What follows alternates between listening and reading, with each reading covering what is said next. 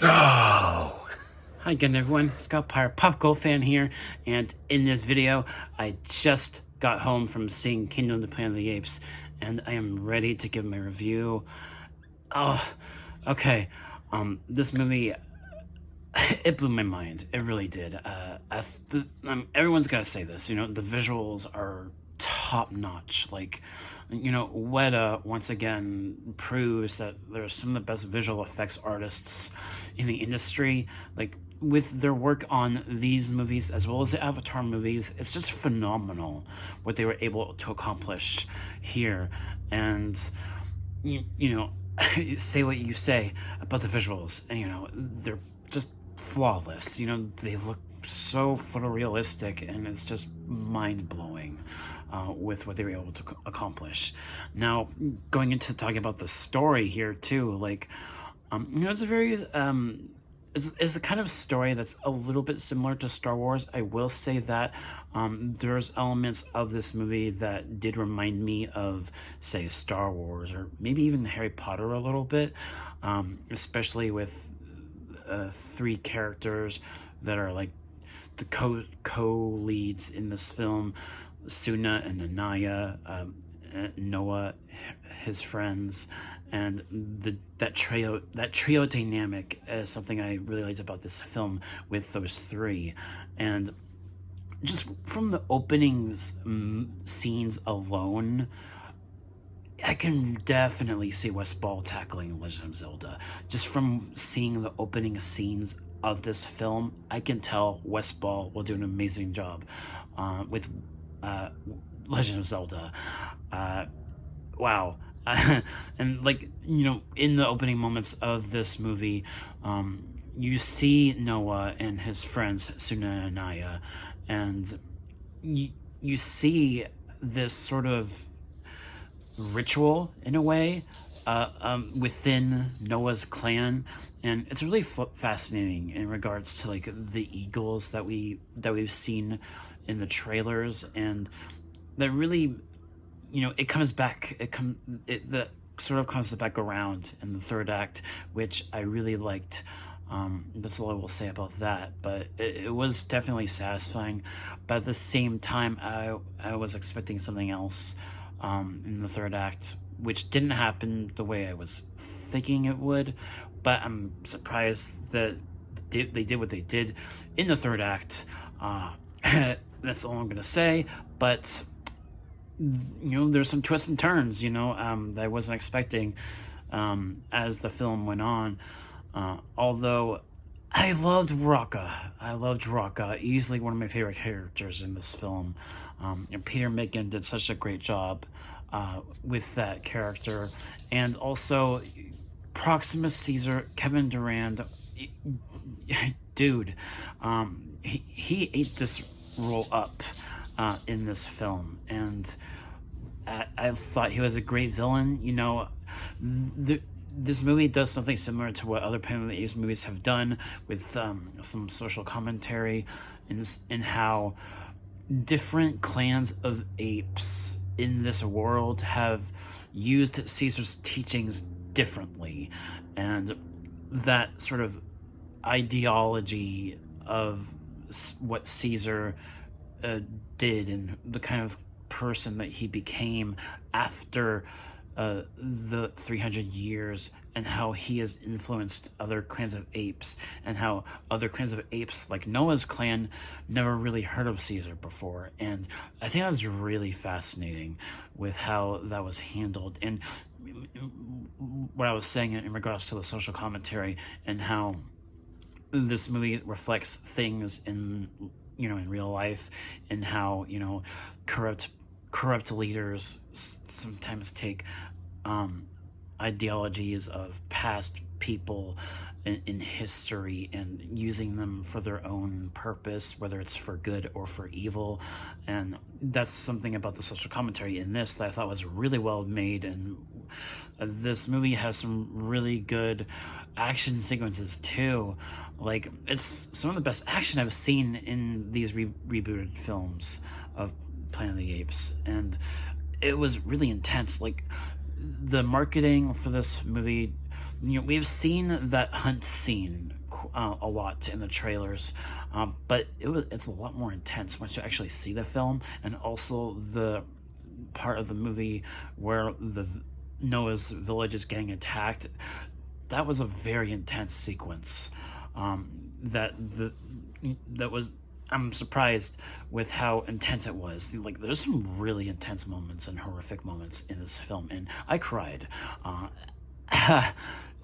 This was definitely a movie that I do like more than Rise. I'm pretty sure I like this movie more than Rise of the Planet of the Apes. Well, at the same time, it doesn't have the same emotional, gut wrenching stuff of some of the previous movies, like Dawn, War. It's not quite as emotionally gut wrenching as the previous installments. But at the same time, it's an adventure film, and that's another thing about this movie that I really like. It's an adventure film, and because of that, this feels like a science fiction fantasy in a way. Like, like I was saying before, how it kind of reminded me of Star Wars a little bit, Harry Potter. That's something I really liked about this movie. It just it felt fantastical, similar to how you watch the original 1968 film, and that one also feels fantastical. And Wes Ball, he used anamorphic lenses when filming this movie to make it have this kind of old-timey feel to it compared to older movies, say from like the 1970s, like the older Planet of the Apes movies. And you really feel that watching this movie, and I loved it. Like, this movie was phenomenal. I loved it. And also in regards to the score, like the music too, like there's definitely some callbacks to the score of the 1968 film, and some new elements of the score that I thought the composer did a really good job with. What was his name? I can't remember. I'll butcher the composer's name, but I thought did a great job. I don't think it's the score of this movie.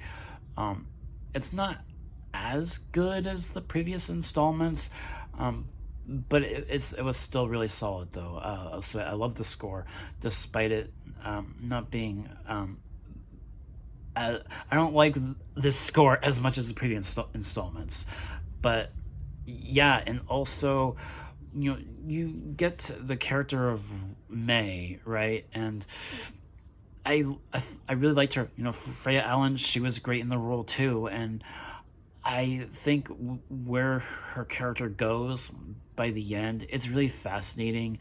And at the same time, this is the start of a new trilogy, so there's some setup in the third act for a sequel to this, and I do think that it didn't like ruin the third act for me or anything like that, but it's noticeable, the setup that they were including in the third act, and I'm really curious where a sequel to this will go in regards to there being other clans of apes out there than just Kevin Durant's Proximus's clan that we saw. There's more out there, right? There's more ape clans out there. There's probably more human clans out there too. And that was teased a little bit at the end. But that's all I'm gonna say. So I will put a spoiler warning. So expect some mild spoilers for the movie in this review. And yeah, like I said, I don't think this movie is as good as Dawn or War, but I do think that I like this movie more than Rise. And overall, it was a very solid film. I think Wes Ball has a bright future ahead of him, as well as the cast too. Owen Teague, I thought he was phenomenal as Noah. I don't think he's quite as interesting of a character as, say, Andy Serkis as Caesar. There's no way you can top Andy Serkis, if you ask me. Like, I thought Owen Teague was really great as Noah, and I do think he did a great job as his new lead character, not just for this movie, but also for the sequels that will follow this one. I think he's a great character to follow going forward. And yeah, and also like the other actors too, some of the supporting characters I thought were all really fascinating, and I just cannot wait for more. I'm super happy with how this movie turned out. I really love this film. So if I had to give this one a grade, I would definitely give it an A minus. That would be my grade for this movie, an A minus. I love this film. And yeah, those are all my thoughts on Kingdom of the Planet of the Apes, and I will definitely maybe do another video like talking about what they could do next for a sequel and what it could be titled. I already have an idea of what a third film in this trilogy could be called, but the second film I'm not sure, but I have an idea of what a third film in this particular trilogy could be called. But I will talk about that in another video. So thank you guys so much for watching, and I'm glad I was able to do this review once I got home, because I actually have to go to work soon. But yes, I will see you guys next time. Peace.